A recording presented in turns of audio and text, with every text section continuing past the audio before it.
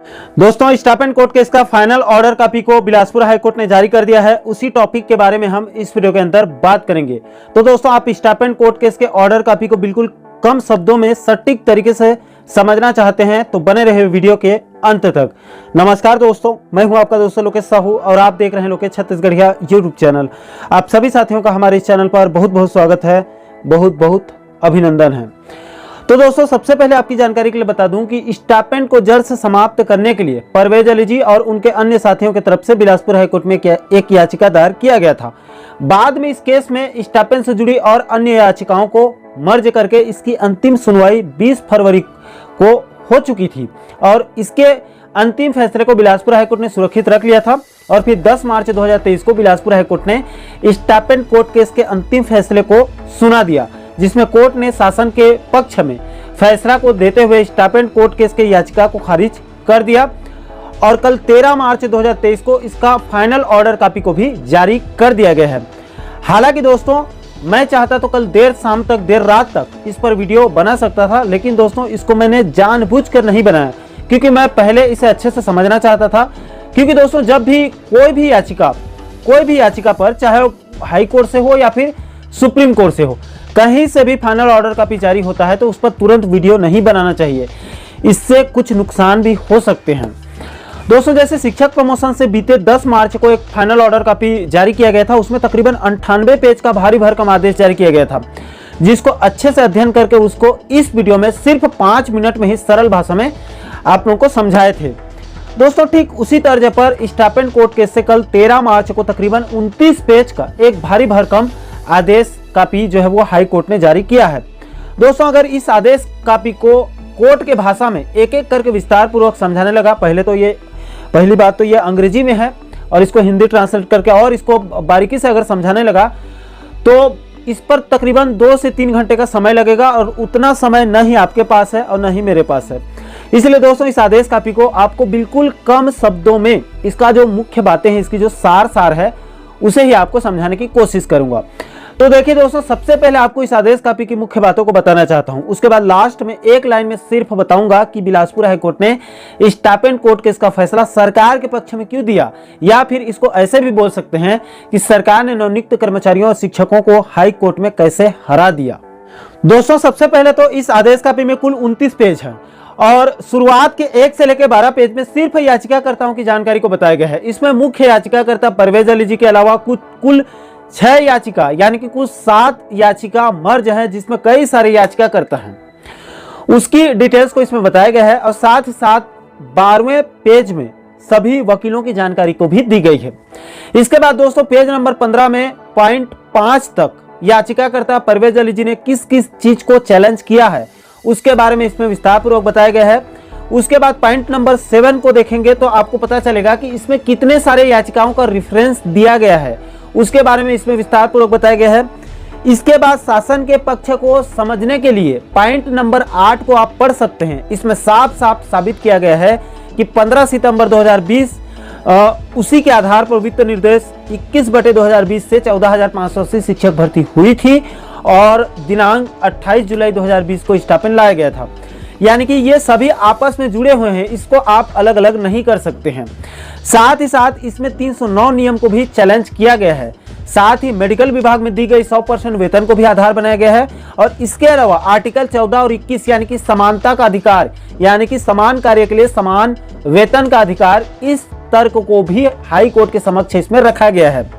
दोस्तों, मुख्य रूप से इस स्टापेंट कोर्ट केस में कितने तर्क को कोर्ट के समक्ष रखा गया है और इन्हीं सभी तर्कों के इर्द गिर्द पूरा का पूरा स्टापेंट कोर्ट केस घूम रहा है। अब दोस्तों, आपको यह भी बता दूं कि आखिर स्टापेंट कोर्ट केस में नवनियुक्त कर्मचारियों या शिक्षकों की बिलासपुर हाईकोर्ट में हार क्यों हुई और सरकार की क्यों जीत हुई है।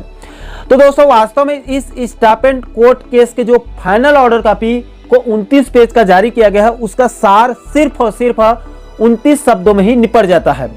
दोस्तों, सरकार ने कोर्ट में साफ साफ कहा है कि हम जिस वक्त यानी कि 2020 में स्टापेंट को लागू किए हैं, उस वक्त 14,580 शिक्षक भर्ती की प्रक्रिया चल रही थी, समाप्त नहीं हुई थी और उसमें जितने भी लोगों का उस वक्त चयन हुआ था वो सिर्फ उस समय चयनित अभ्यर्थी थे।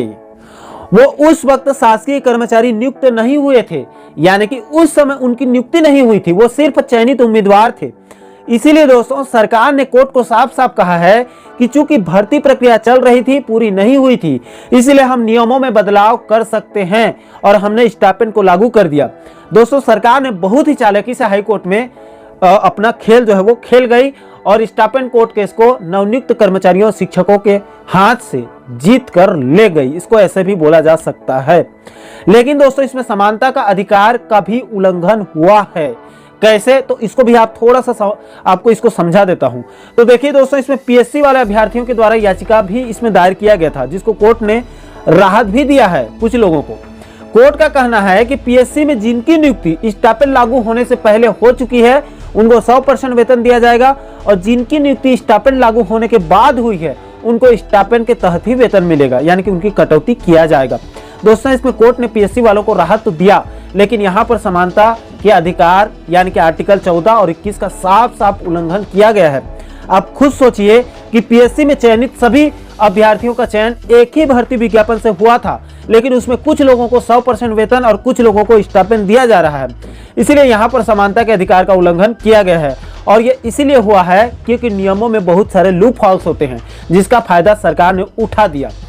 जैसे लूप हॉल्स का फायदा उठाकर बड़े बड़े नेता और क्रिमिनल्स कोर्ट से बाइज्जत बरी हो जाते हैं, जैसे लूप हॉल्स का फायदा उठाकर बड़े बड़े गुटखा और सिगरेट और शराब कंपनी नशा का विज्ञापन नियम के खिलाफ होने के बावजूद भी इसके वजह से लूप हॉल्स होने की वजह से इसका फायदा उठाकर धड़ल्ले से देश में नशा को बेच देते हैं, और उसका बाकायदा विज्ञापन भी बड़े बड़े जो एक्टर हैं, शाहरुख खान, अक्षय कुमार और आपके और भी जितने अजय देवगन बड़े बड़े जो एक्टर हैं, उनसे ये लोग विज्ञापन भी बाकायदा करवा लेते हैं, जबकि ये नियम के खिलाफ है।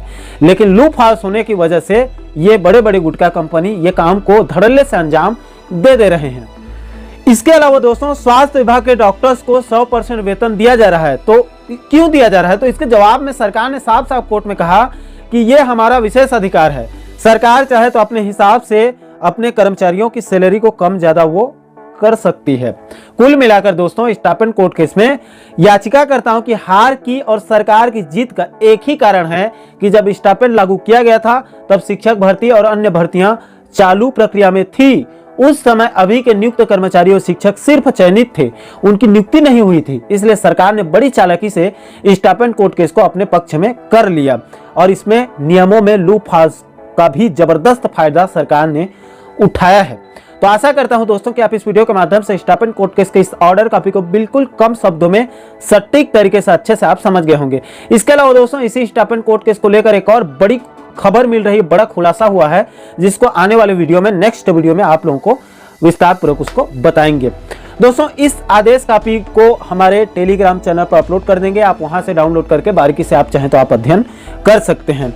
दोस्तों इस पूरे मुद्दे पर इस स्टाइपेंड कोर्ट के इस पूरे मामले पर आपकी क्या राय है? क्या कोर्ट का फैसला बिल्कुल सही है या फिर फैसला कुछ और हो सकता था? आपके जो भी विचार होंगे आप नीचे कमेंट सेक्शन में अपनी प्रतिक्रिया जरूर दीजिएगा। और दोस्तों अभी आने वाले दिनों में स्टाइपेंड को लेकर और कई महत्वपूर्ण अपडेट, कई महत्वपूर्ण जानकारी निकलकर सामने आने वाली है। ऐसे में आप आगे भी स्टाइपेंड से जुड़ी पल पल के अपडेट को वीडियो के माध्यम से आप समझना चाहते हैं तो हमारे चैनल को आप सब्सक्राइब जरूर कर लीजिएगा, ताकि आने वाले सभी नए वीडियो का नोटिफिकेशन आप लोगों तक तुरंत पहुंच सके। दोस्तों इस वीडियो में फिलहाल अभी के लिए इतना ही, मुझे दीजिए इजाजत। मैं मिलता हूं आपसे एक और महत्वपूर्ण मुद्दे के साथ, महत्वपूर्ण टॉपिक के साथ। तब तक के लिए जय हिंद, जय छत्तीसगढ़।